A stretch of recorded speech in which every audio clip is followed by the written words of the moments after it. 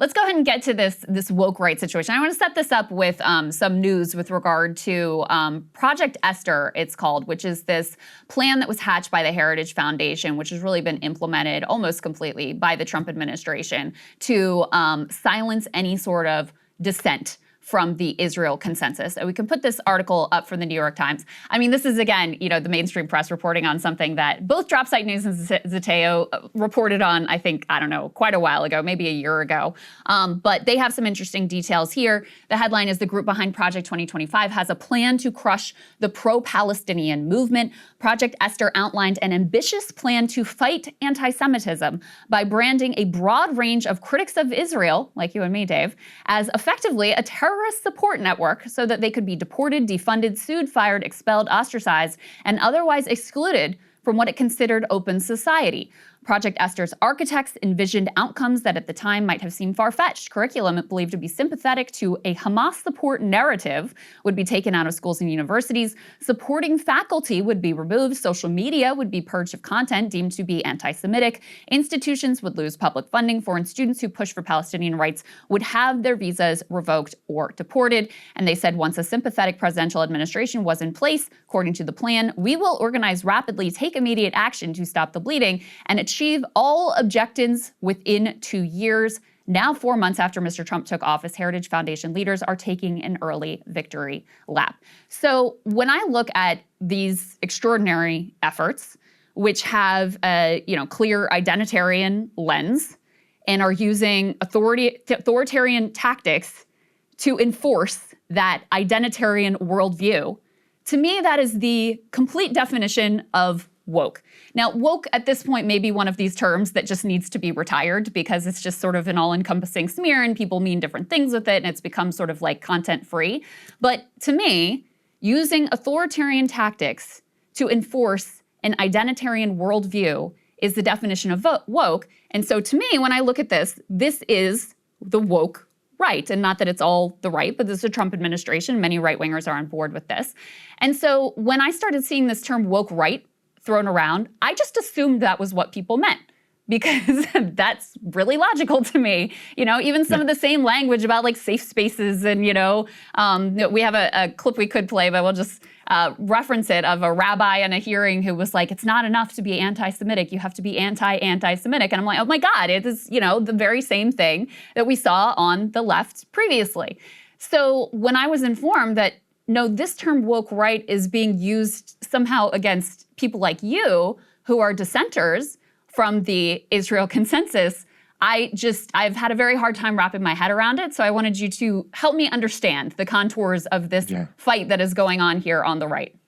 So I initially started using the term in exactly the same way that you mean it. And one of the things that's amazing, and it really is just the hypocrisy is all over the place. And so, here you have the Heritage Foundation demonizing the people like me who might go, hey, we spent $8 trillion on the war on terrorism.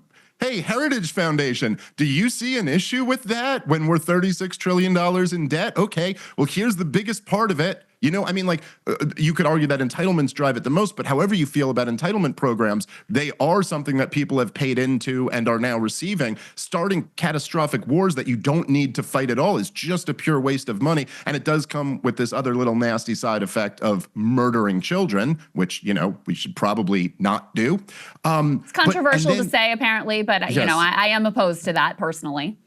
Well, isn't there something to this, Krystal? Because I always thought, for many years, the left-leaning people would, as a retort to the pro-life position, they would say, well, don't you oppose the death penalty? And I always thought that was not a good argument. And conservatives would rightly come back and say, yeah, but that person's been convicted of a crime. We all accept that you lose some rights when you've committed a heinous, violent crime. But by the way, I oppose the death penalty for other reasons. But, but this is such a good response. How do you claim to be the pro-life party and you are unaffected by the fact that there are children children dying? I'm sorry. And then the same people who are pro-life advocates will say, well, what's your plan for eliminating Hamas? And it's like, wait, so now I have to have a plan? I can't just be opposed to the intentional killing of babies?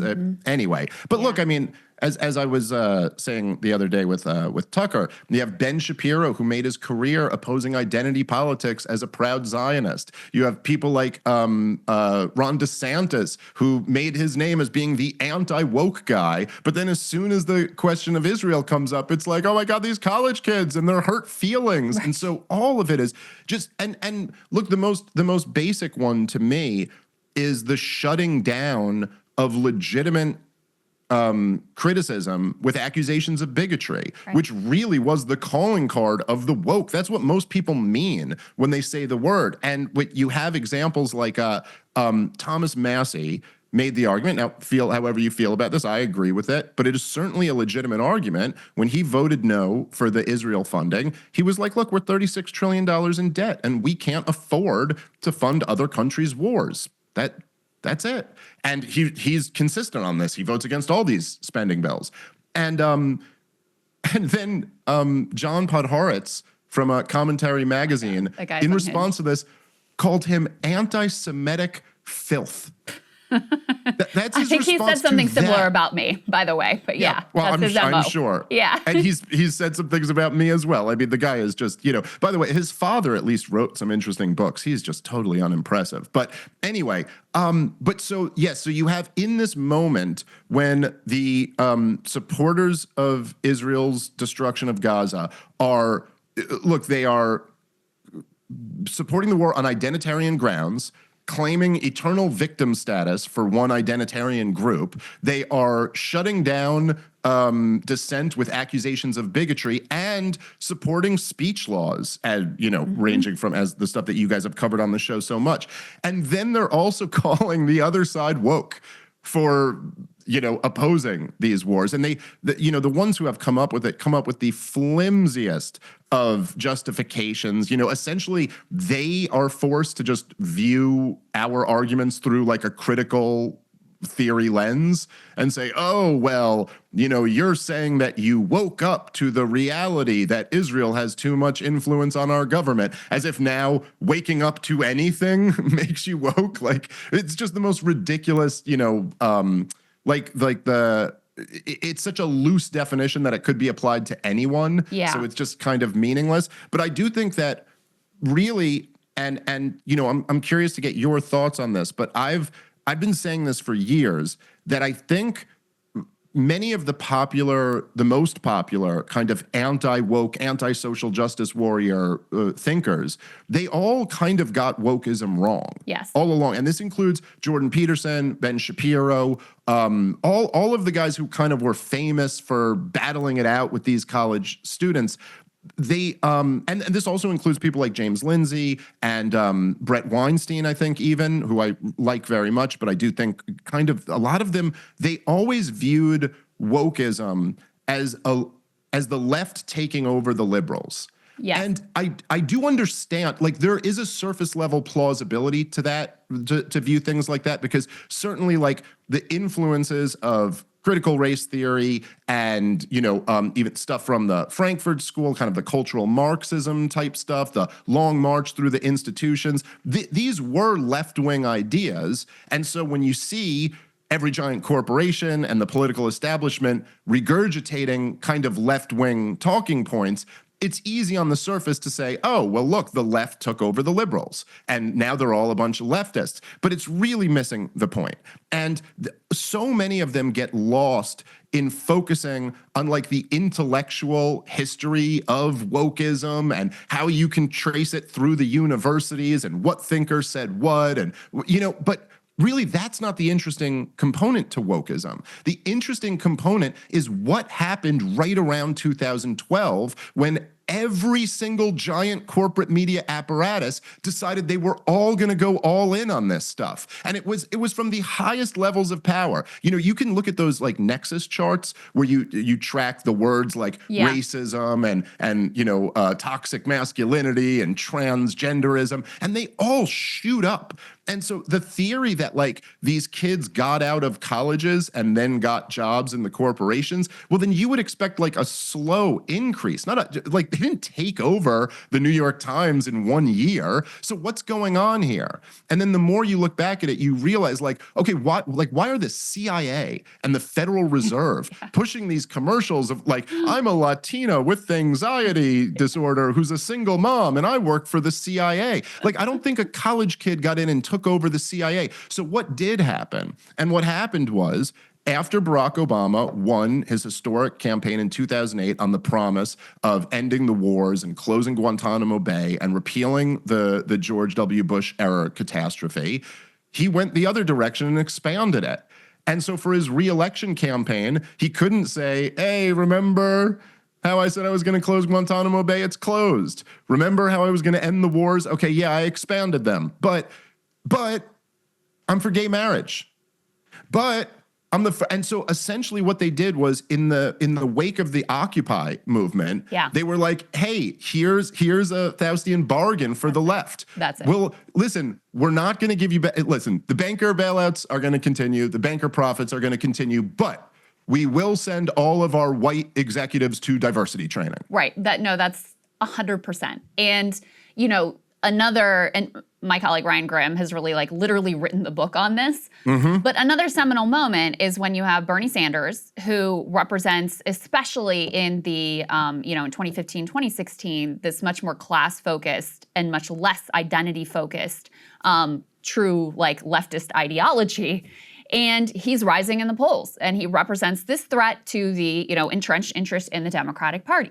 And so what Hillary Clinton does, recognizing that this progressive movement is ascendant in the party, she tries to out-left him by saying, you know, if you break up the big banks, that's not going to end racism. That's not going to end sexism. And so she substitutes in these cultural identitarian concerns for the universal class-based concerns that were represented by the Bernie Sanders movement. And by the way, it's kind of effective. You know, that's how you end up with Bernie bros being touted, they're sexist and they're racist and he doesn't care about civil rights and all of this stuff.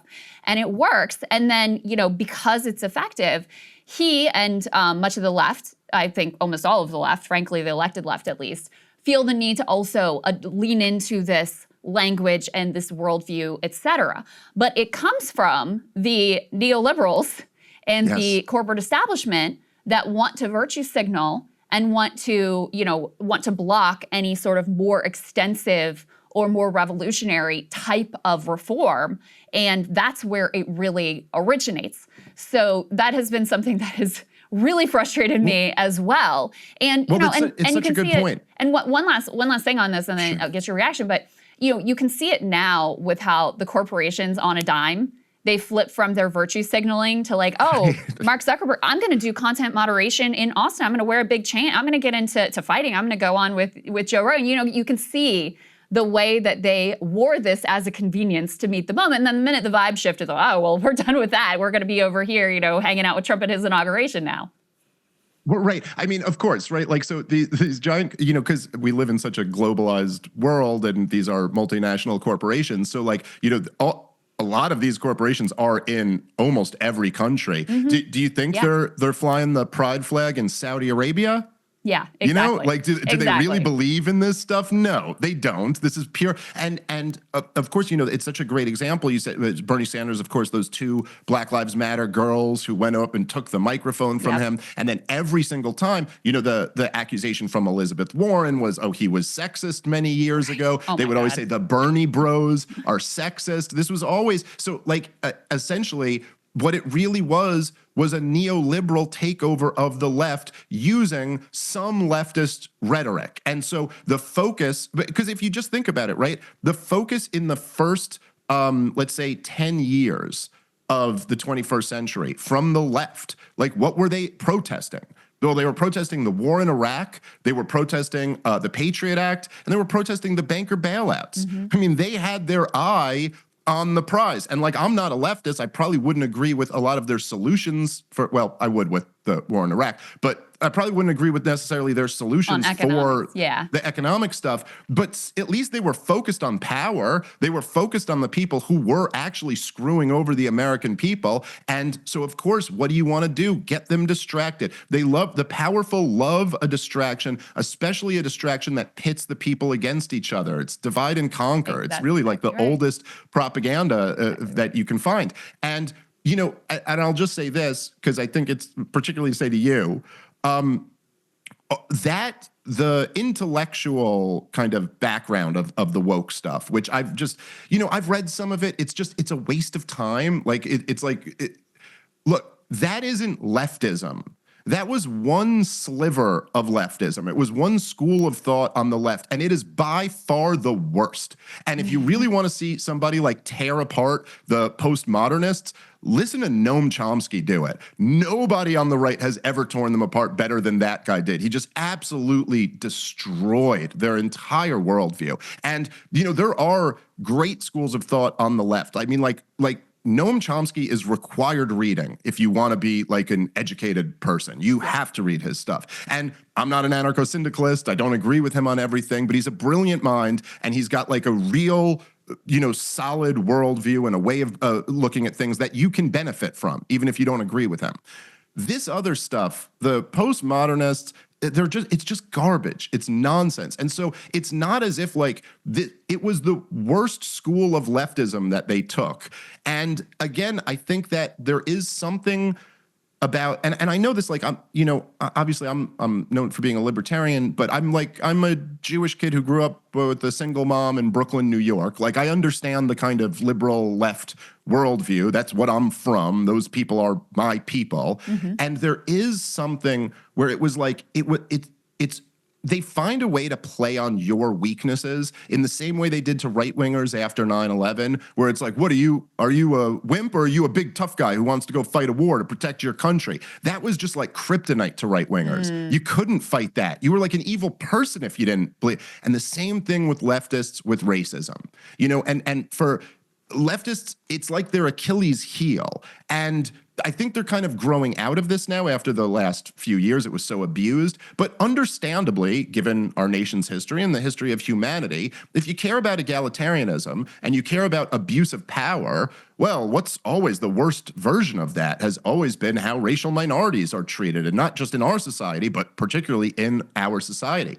And so to be accused of being racist was always the thing that would make liberals and leftists go like, whoa, no, not me. I'm the opposite of that. That's what it's their whole identity. And so once you weaponized that, and you could see it even with Bernie Sanders, how weak he was. Those two girls were so obnoxious and came up and stole his microphone in the middle of his rally where 10,000 people were there to see him. And he went, okay, go ahead. And here's a guy who, you know, was genuinely like involved getting arrested in the civil rights movement and has a spotless record that you could put up against anyone when it comes to, you know, racism, sexism, whatever you want to say. One last thing before we move on, because I want to get your reaction to these Tim Dillon clips, but on the woke right piece, it seems like a lot of what they're doing too is guilt by association, because you do genuinely have like overt anti-Semites who are using the issue of Israel-Palestine to, you know, to ascend, and they end up, you know, backing some of the things that we back, but it does genuinely come out of anti-Semitism. I'm thinking of like the Nick Fuenteses of the world, where it's like, you know, undeniable. And so it seems like part of what's going on here too is to say, well, since you support some of the same things that they support, aren't you also an anti-Semite? Right, which is like, you know, the worst argument ever. The most ridiculous non-argument. Like, you know, I think I told I was arguing with Wilt Chamberlain on online, who I do like, but is very bad on this issue. Yeah. But he said something like, you have the same position as like the college, you know, blue-haired kids. Oh yeah, and that's right. He said you're like AOC and Code Pink or something. God, I mean, we should all aspire to be like Code Pink, by the way. They're very admirable and brave and courageous people. But anyway, go on. Well, yes. I mean, and while I might disagree with some of their tactics at times, from a strategic point of view, they're right about the wars objectively, and they've been right about them since the beginning. And unlike, so many of the fair weather liberals, what I respect about them is they didn't shut up during Obama. They're one of the few leftist groups out there that was just as good under him as they were under George W. Bush. But what is it? First of all, AOC is not nearly as good as them or me on the issue. But what is it? What does this mean? I said my response to him was, I was like, I know, and you're just like Stalin when it comes to the topic of Hitler. Like, what does that mean? So if I oppose the war in the invasion of Iraq in 2003, I guess I'm on the same side as Saddam Hussein. But that doesn't mean anything. Like, what point does that prove? And the question is the policy correct or incorrect? Not who you might agree with. I know. So it's all just these. And look, the thing that's kind of sad about it. But you know what, Dave? I have to say, I think a lot of people operate that way, where they look at like, oh, AOC thinks this, I have to think that. Oh, Trump thinks this, I have to think that.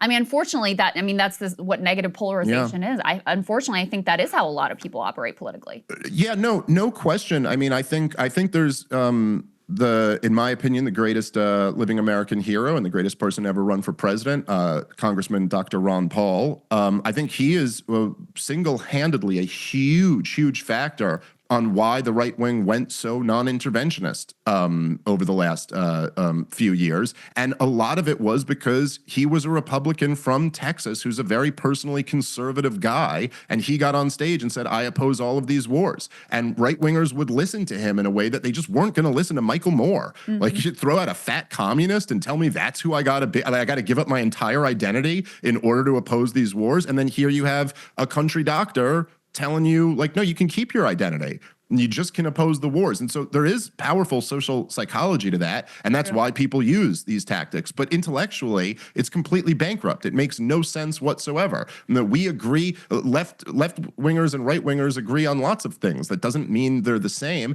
And of course, this tactic was by the way, the same tactic is what was used on Jordan Peterson and Brett Weinstein when they were challenging the woke orthodoxy. They'd always be referred to as alt-right adjacent, like as if they had anything to do with the fact that there were white nationalists, in Charlottesville or something like that, because they're like 1 degree of separation, or some of the people who like them might also listen to their podcasts. But again, the game with the people who are calling people like me woke right is to do the exact same thing, to invoke the worst, of the racialist Jew haters online, and then say that also represents Tucker Carlson or Daryl Cooper or me or whoever. And it's just not true. I mean, there certainly are people who are Jew haters who oppose this war.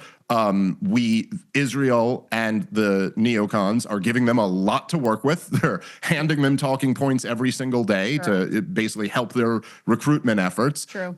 But there is a huge, and I believe much bigger, percentage of the American people who just oppose this war because it's awful and it's not in our national interest to fund and arm the thing, and don't have any animosity toward Jews. And so they know, look, it's always the same. It was the same when I debated Douglas Murray. They know they can't win the argument because it's indefensible on every level. And so they always have to go to these tactics, but the woke right one is particularly ridiculous. They go to sophistry, they go to appeal to X. Oh, you're not an authority, you couldn't know. I mean, this has been a very effective tactic, I think, for years on Israel-Palestine of it's complicated. You just don't understand.